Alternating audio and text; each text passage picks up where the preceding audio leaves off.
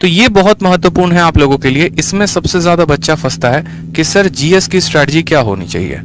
ठीक है, जीएस की स्ट्रेटजी क्या होनी चाहिए, यूट्यूब पर सबसे ज्यादा सर्च किया जाने वाला शब्द ये कि सर यहाँ पर मार्क्स कैसे बढ़ाएं। तो सर जीएस में हम जो है स्कोर कैसे करें, यहाँ पर इस बात को बताइए कि जीएस के लिए हमारी स्ट्रेटजी क्या होनी चाहिए। बहुत ज्यादा बच्चों का डिमांड रहता है, पिछली वीडियो में बच्चों ने बहुत कमेंट किया। ठीक है, तो इस बारे में हम समझते हैं कि जीएस की स्ट्रेटजी क्या होगी। देखो, आपको जीएस को अपने पेपर के लिए 3 पार्ट्स में तोड़ना है, आप समझेंगे यहाँ पे, और 3 पार्ट से आपके सवाल पूछे जाते हैं। सबसे पहला जो पार्ट होता है ना, वो होता है मेरे भाई यहाँ पर सिलेबस। सिलेबस का मतलब क्या हो गया, सिलेबस का मतलब यहाँ पर आपके सब्जेक्ट हो गए। जैसे अगर हम बात करें तो फिजिक्स हो गया, केमिस्ट्री हो गया, आपको बायो हो गया, ठीक है, पॉलिटी हो गया, हिस्ट्री हो गया, ज्योग्राफी हो गया, आपका इकोनॉमिक्स हो गया, और इसके अलावा यहाँ पर आपका थोड़ा बहुत इन्वायरमेंटल हो गया। नेक्स्ट बात करते हैं यहाँ पर, तो ये हो जाता है आपका स्टैटिक का पोर्शन। ये जो स्टैटिक का पोर्शंस होते हैं, जैसे आप कह सकते हैं इसमें कि सर कंट्री एंड कैपिटल है, ठीक है, फिर उसके बाद यहाँ पर करेंसी जैसे शब्द हो गए, फिर उसके बाद यहाँ पर जैसे डांस वाले शब्द हो गए, जितने के जितने, फोक डांस, ये डांस, वो डांस। इसके अलावा जितने भी स्टैटिक के पोर्शंस हो गए, प्रथम पुरुष, प्रथम महिला, यहाँ के राष्ट्रपति कौन है, यहाँ के ये कौन है, ये फलाना ठिकाना, जितनी बातें होती हैं। और तीसरा जो होता है वो होता है हमारा करंट अफेयर। ठीक है, ये जो जीके होता है ना, ये हमारा 3 पार्ट्स में ब्रेक होता है करंट अफेयर्स में। जैसे कि मैंने कहा आपको, पहला पार्ट सिलेबस, दूसरा पार्ट स्टैटिक, तीसरा पार्ट करंट अफेयर। और हमें एक ऐसी रणनीति बनानी होगी जिनसे हम तीनों पार्ट को क्रैक कर पाएं बड़े अच्छे तरीके से, क्योंकि पेपर में सवाल यहां से भी आते हैं, यहां से भी आते हैं, यहां से भी आते हैं। अगर हम इनके ब्रेकआउट की बात करें तो करंट अफेयर्स में हमारे कितने सवाल होते हैं, करंट अफेयर्स में हमारे 4 से 5 सवाल होते हैं। ठीक है, स्टैटिक से हमारे कितने सवाल होते हैं, तो 4 से 5 सवाल होते हैं। अगर हम इनका वेटेज 10 सवालों का मान ले तो पूरी की पूरी सिलेबस से हमारा 15 सवाल आता है। और हमें जो है एक ऐसी रणनीति बनानी पड़ेगी। देखो भाई, जिन्होंने वीडियो को अभी तक लाइक नहीं किया है वो लाइक कर दें, और जिन्होंने वीडियो को शेयर नहीं किया वो शेयर कर दें। अगर मैं इतनी वैल्यूएबल बात आप लोगों से शेयर कर रहा हूं आप लोगों के स्कोर को बढ़ाने के लिए, तो ये आप लोगों का भी फर्ज बनता है कि आप भी इस वीडियो को ज्यादा से ज्यादा लोगों तक शेयर करो। ठीक है, अगर मैंने यहाँ पर जो है एक जहद उठाई है कि आप लोगों के स्कोर को बढ़ाऊं, मैं आप लोगों की सहायता करूं, मैं आप लोगों को जो है स्ट्रैटेजी ढंग की बताऊं, तो उसी तरीके से आप लोगों का भी ये फर्ज बनता है कि आप वीडियो को ज्यादा से ज्यादा लोगों तक पहुंचाओ। ठीक है, तो ज्यादा से ज्यादा लोगों तक शेयर करो आप। तो ये हमारा एक सिलेबस हो गया, और दूसरा हो गया हमारा ये स्टैटिक का पोर्शन, और तीसरा हो गया हमारा करंट अफेयर का पोर्शन। ठीक है, ये सभी पॉइंट्स पर अगर जो स्टूडेंट काम कर लेगा उसका जीएस में जो स्ट्रैटेजी है, जीएस में जो स्कोर है, वो हमारा 35 प्लस आना शुरू हो जाएगा। और 30 और 35 प्लस एक बहुत ही बढ़िया स्कोर माना जाता है आपके जीएस में। अगर इतना आप स्कोर करते हैं तो आपका बहुत अच्छा रिजल्ट आएगा। लेकिन इस बढ़िया रिजल्ट के लिए हमें क्या करना पड़ेगा, किस तरीके की प्लानिंग करनी पड़ेगी, किस तरीके की जो है हमें ब्रेकआउट रखना पड़ेगा। तो जैसा कि मैंने आपको सबसे पहले बताया, तो यहाँ पर समझते हैं, सबसे पहले यहाँ से शुरुआत करते हैं। ठीक है, सबसे पहला पॉइंट पकड़िए यहाँ पे सब्जेक्ट में। इस सब्जेक्ट में अगर आपको देखना है ना, तो आप देखना यहाँ फिजिक्स से ज्यादा क्वेश्चन नहीं आते, बायोलॉजी केमिस्ट्री से ज्यादा नहीं आते, सबसे ज्यादा बायो से आते हैं, फिर पॉलिटी से, हिस्ट्री से और ज्योग्राफी से। ये आपके जो है ना, ये 4 सब्जेक्ट जो है ये बहुत इंपॉर्टेंट है इन 7 सब्जेक्ट्स में।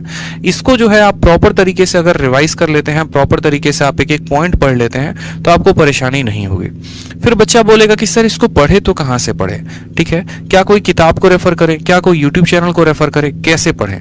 तो देखो, हमारे चैनल पर ऑलरेडी क्लासेस चल रही है, आप उससे रेफरेंस ले सकते हैं। इसके अलावा जो है अगर आप किसी बुक से पढ़ना चाहते हैं तो आप किसी बुक से पढ़ सकते हैं, लेकिन बुक में जो सबसे बेस्ट होगा मेरे हिसाब से वो रहेगा लूसेंट। अगर आप लूसेंट पढ़ते हैं, ठीक है, या हिंदी वाले स्टूडेंट अगर आप घटना चक्र पढ़ते हैं, तो आप वहां से भी सवालों को बढ़िया तरीके से कंसेप्ट को समझ सकते हैं।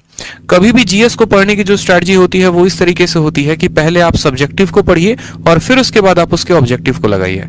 जैसे मानिए कि सबसे पहले आपने दिल्ली सल्तनत पढ़ा, तो आप दिल्ली सल्तनत को पढ़ लीजिए, और उसके बाद दिल्ली सल्तनत पर आधारित जितने भी प्रश्न आपके लूसेंट के ऑब्जेक्टिव में हैं, पहले आप उसको लगाइए। इससे क्या होगा कि आपका जो लेवल है वो इंक्रीज होगा, आपको जो चीजें हैं क्रम अनुसार याद होते चले जाएंगे, और आपका फिक्स रहेगा कि हाँ यार, जब मेरे सामने 4 ऑप्शंस आते हैं तो उसमें मुझे सही ऑप्शन किस तरीके से टिक करना है। तो इन बातों पर सबसे ज्यादा फोकस करिए। नेक्स्ट बात आता है स्टैटिक में। स्टैटिक के लिए देखो अलग अलग तरीके से काम किया जा सकता है। स्टैटिक में कोई बच्चा बोलता है कि सर हमको ट्रिक से याद होता है, जैसे मानो कि पहाड़ हो गए, पर्वत हो गए, आपके दर्रे हो गए, ठीक है, इनको कोई बच्चा कहता है कि सर हमको ट्रिक से याद करना है। जैसे जितने ताल वाले हो गए, जिस शब्द के आगे ताल लगा होता है वो कहां पर होता है, सारे के सारे उत्तराखंड में हो गए, भीमताल, ठीक है, नैनीताल, इस तरीके से करके। तो ये सारे के सारे मेरे भाई कहां पर हो गए, उत्तराखंड में। तो आपने जैसे ट्रिक से याद कर लिया, नहीं तो आप ऐसा कर सकते हो कि आप ट्रिक से यूट्यूब चैनल में आपको एक बता रहा हूं, वहां से भी आप फॉलो कर सकते हो, क्रेजी जीके ट्रिक्स करके।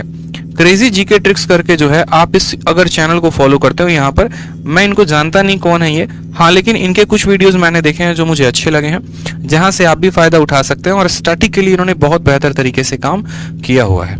तो स्टैटिक का पोर्शन आप यहां से कंप्लीट कर लीजिए। साथ में लूसेंट का जो मिसलेनियस है, उस लूसेंट के मिसलेनियस को जरूर खत्म कर लीजिए मेरे भाई, ठीक है। लूसेंट का जो मिसलेनियस है ना, उनको भी आप जरूर खत्म कर लो। मिसलेनियस में जैसे आपका हो गया कंट्री कैपिटल है, इसके अलावा जो है एक एक पार्क है, वाइल्ड लाइफ सेंचुरीज हैं, इसके अलावा जो है कौन सा पार्क, जैसे सिमलीपाल हो गया, सिमलीपाल कहाँ है तो उड़ीसा में है। जैसे डांस के बारे में हो गया कि जो राउफ डांस है वो कहाँ का है तो कश्मीर का है, जो तमाशा है वो कहाँ का है तो महाराष्ट्र का है। इस तरीके से आप एक एक पॉइंट को यहाँ पर टिक करके मिसलेनियस में खत्म कर सकते हैं।